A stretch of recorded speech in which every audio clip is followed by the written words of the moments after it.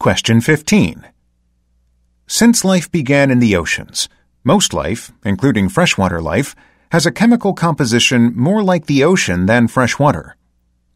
It appears that most freshwater life did not originate in freshwater, but is secondarily adapted, having passed from ocean to land and then back again to freshwater.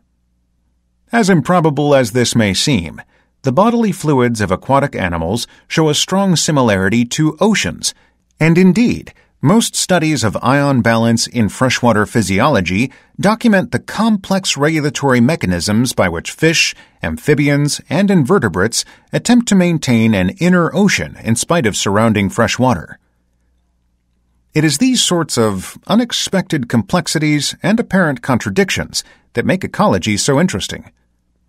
The idea of a fish in a freshwater lake struggling to accumulate salts inside its body to mimic the ocean reminds one of the other great contradiction of the biosphere.